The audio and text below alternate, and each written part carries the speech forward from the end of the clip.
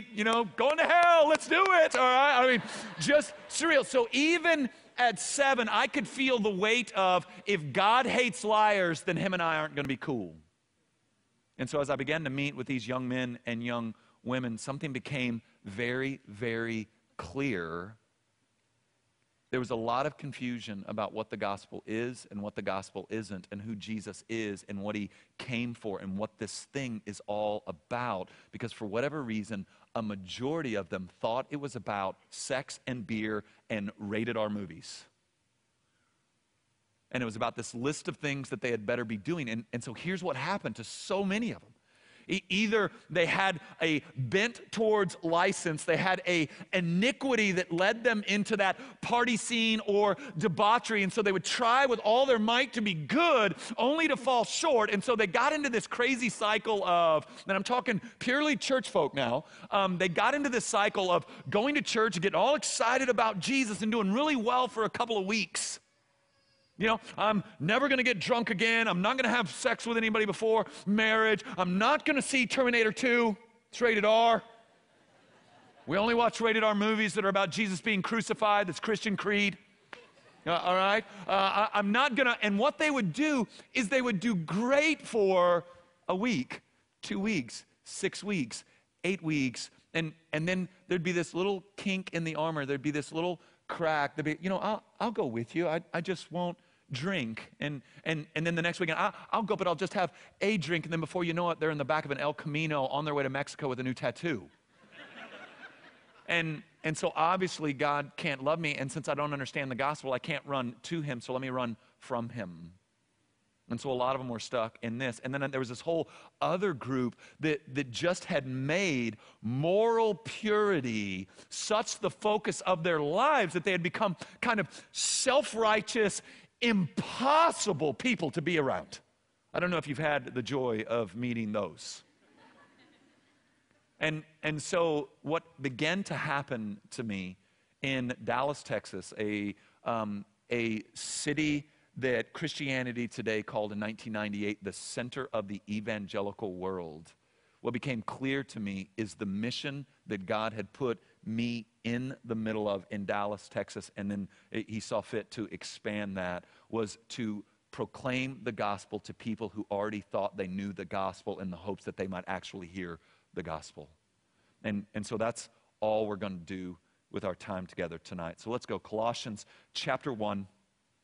We're going to pick it up in verse 13. The gospel is far bigger than most people really let their minds and hearts set on, and I think you'll see that in our time together tonight. Colossians chapter 1, starting in verse 13.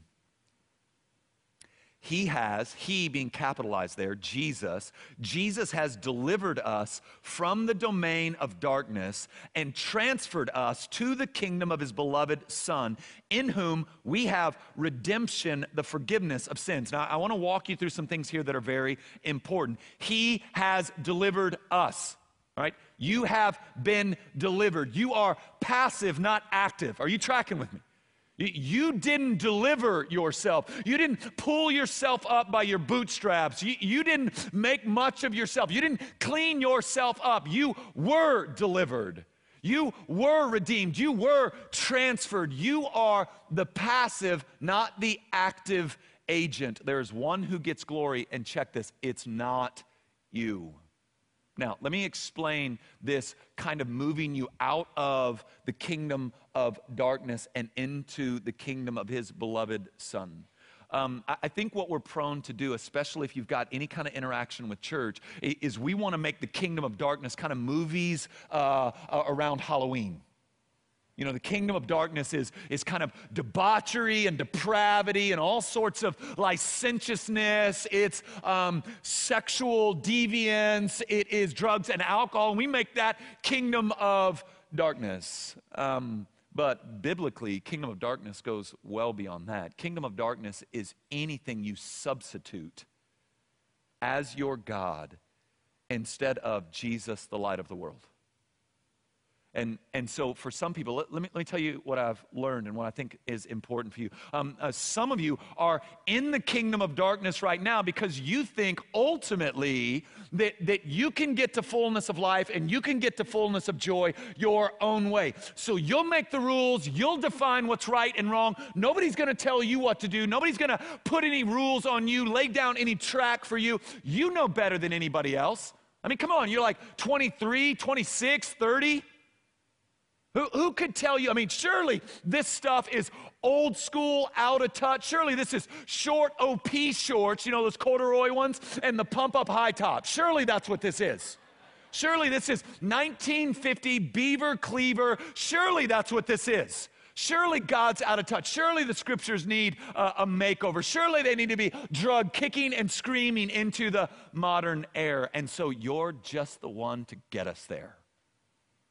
So, I mean, come on, God, sex works like this? Are you serious? I mean, how 1951 is that?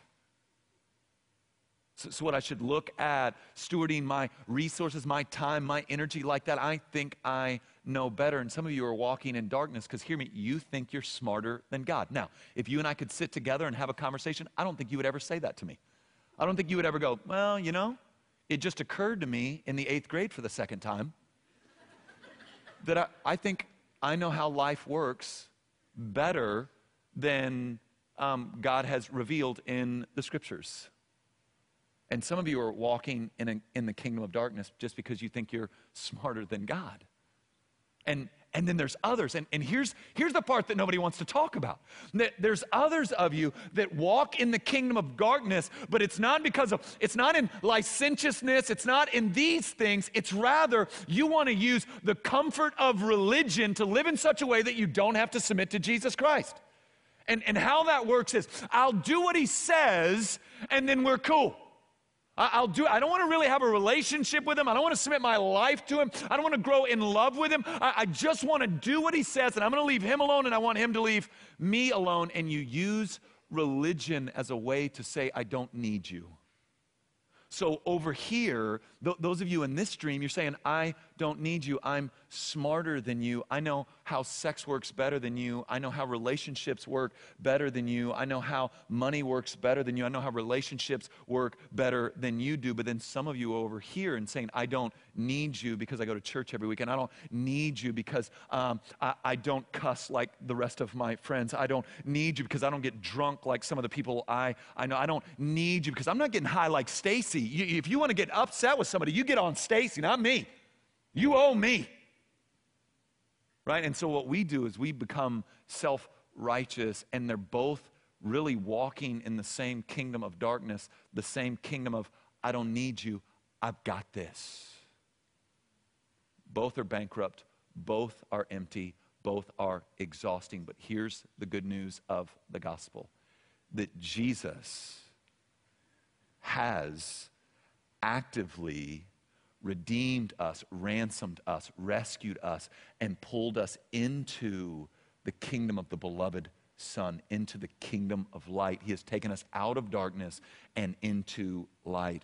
And that's the good news of the gospel. But watch it. It explodes off of just you being reconciled, me being reconciled, being redeemed, being forgiven by Jesus, and then this thing just goes cosmic. Look at verse 15.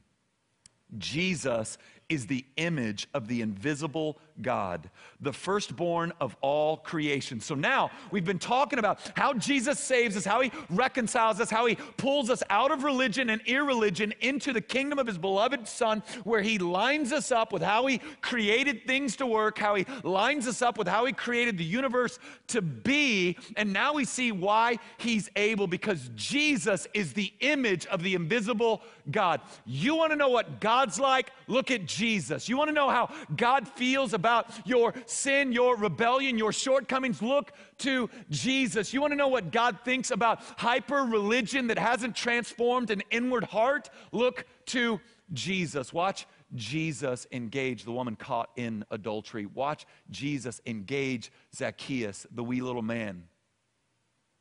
Watch Jesus extend grace to the harlot who washed his feet while his disciples and the religious Pharisees murmured. Watch Jesus attack the self-righteousness of his day by saying, unless your righteousness supersedes that of the Pharisees, you'll never see the kingdom of God. So we can be straight with one another, because